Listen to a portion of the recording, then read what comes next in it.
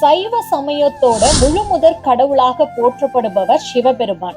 எனக்குள்ள இந்த சந்தேகம் பல நாள் இருந்திருக்குங்க. நான் கோவிலுக்கு போகும்போதெல்லாம் நடராஜர் சிலை இருக்கு இல்லையா, அதுக்கு அபிஷேகம் பண்ண மாட்டாங்க. அது ஒரு அறையில வைக்கப்பட்டு பூட்டப்பட்டு இருக்கும். ஆனா அந்த லிங்க வடிவத்துல இருக்க சிவனுக்கு மட்டும் தினமும் அபிஷேகம் நடக்கும். இந்த பாகுபாடு ஏன், இது ஏன் இப்படி பண்ணிருக்காங்கன்னு எனக்குள்ள சந்தேகமா இருந்தது. இன்னைக்கு ஒருவேளை உங்களுக்கு இந்த சந்தேகம் இருந்தா இந்த காணொலியை நீங்க முழுமையா பாக்குறது மூலமா அந்த சந்தேகத்திலிருந்து நீங்க தெளிவு பெறலாம். இந்த நடராஜர் சிலைக்கு வருடத்துல 6 முறை மட்டும்தான் அபிஷேகம் நடத்தப்படுது. இந்த அபிஷேகங்கள் என்னன்னு நான் சொல்றேன். இப்ப நடந்துட்டு இருக்குது ஆனி மாதம். இந்த மாதத்துல 22/6/2026 அன்னைக்குதான் இந்த விழா நடத்த போறாங்க. அதாவது ஆனி உத்திர விழா. இதுதான் ஆனி திருமஞ்சனம்னு சொல்றோம். திருமஞ்சனம்னா ஒன்னும் இல்லைங்க, அபிஷேகம். அதாவது இறைவனானவர் அக்னி ஸ்வரூபமா இருக்காரு. அப்போ அக்னி ஸ்வரூபமான சிவபெருமானுக்கு நிறைய அபிஷேகங்களை செய்து அவரை குளிர்விப்பதன் மூலமா நம்மளுடைய வாழ்க்கைக்கு தேவையான வளங்களை அவர் அள்ளி தருகிறார் அப்படின்றது நம்பிக்கை. அதாவது அவரை அபிஷேக பிரியர்னே சொல்றோம். எவ்வளவு அபிஷேகம் பண்ணாலும் அவருக்கு ரொம்ப பிடிக்குமா, அதுதான். இந்த 6 அபிஷேகங்கள் இருக்கு இல்லையா, ஆனி உத்திரம், மார்கழி திருவாதிரை, சித்திரை திருவோணம், ஆவணி சதுர்த்தசி, புரட்டாசி சதுர்த்தசி, மாசி சதுர்த்தசி. இந்த 6 அபிஷேகங்களை மகா அபிஷேகங்கள் அப்படின்னு சொல்றோம். இதுல முதல்ல சொன்ன 2 தான் ரொம்ப முக்கியமானது.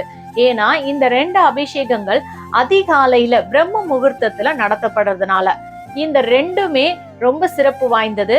இப்ப நம்ம பார்க்க போறது ஆனி உத்திர திருமஞ்சனம். ஆனி மாதம் உத்திர நட்சத்திரத்துல, அதுவும் திருமஞ்சனம்னா அபிஷேகம்.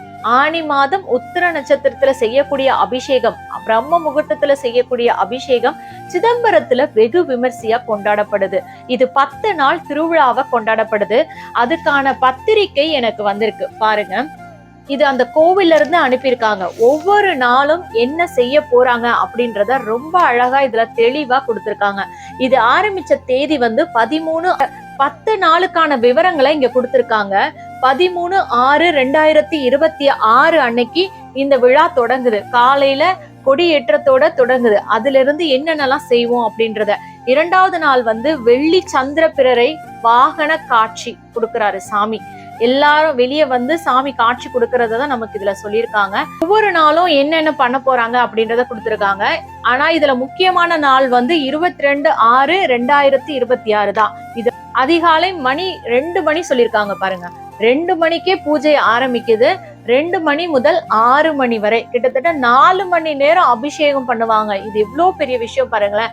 அக்னி ஸ்வரூபமான அந்த இறைவனை குளிர்விச்சு அதன் மூலமா அந்த நேரத்துல இறைவனை பாக்குறதுக்காக 30 முக்கோடி தேவர்களும் வராங்க அப்படின்றது ஐதீகம். அதனால நம்மளும் அந்த நேரத்துல போய் வழிபட்டா இறைவனுடைய அருள் நம்மளுக்கு கட்டாயமா கிடைக்கும். பிறவி என்ற பெருங்கடலை எளிதில் நீந்தி கடக்க முடியும் அப்படின்றத நான் உறுதியா நம்புறேன். அதுக்கப்புறம் 23/6/2026 செவ்வாய்க்கிழமை அன்னைக்குதான் இரவு முத்து பல்லக்குல காட்சி கொடுக்கிறார் இறைவர். அதோட இந்த விழா முடிவடைது. நடராஜருக்கு மிகச்சிறப்பான ஒரு நாள். இந்த நாளை நீங்க மிஸ் பண்ணிடாதீங்க. இன்னைக்கு காலையிலே குளிச்சுட்டு தேவாரம், திருவாசகம் போன்ற பாடல்களை பாடி இறைவனுடைய சிந்தனையில நம்ம இருக்கிறது மூலமா நம்ம செய்த பாவங்களை எல்லாம் எளிதில கரைக்க முடியும். சிவபெருமான் குருந்த மரத்தடியிலிருந்து மாணிக்க வாசகருக்கு காட்சி கொடுத்தது இந்த ஆனி உத்திர நட்சத்திரத்தன்றுதான். அதனால இந்த நாள் ரொம்ப சிறப்பா கொண்டாடப்படுது. மாணிக்க வாசகர் சொல்ல சொல்ல இறைவன் எழுதியதுதானே திருவாசகம்.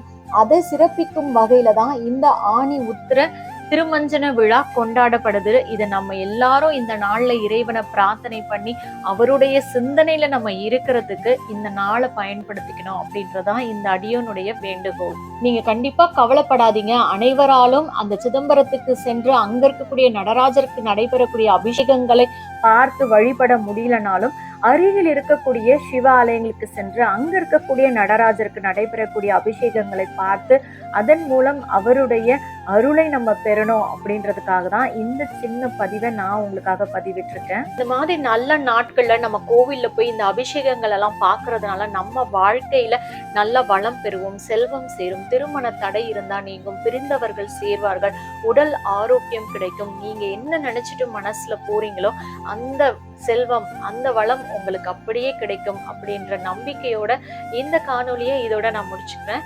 இன்னும் பல தகவல்கள் உங்களுக்காக காத்துட்டு இருக்கு. உங்களுக்கு எந்த விஷயம் பத்தி அதிகமா தெரிஞ்சுக்கணும்னு ஆசைப்படுறீங்களோ அதை கண்டிப்பா கமெண்ட்ஸ்ல சொல்லுங்க. அதை பத்தி நம்ம அடுத்த வீடியோல டீட்டெயிலா பேசலாம்.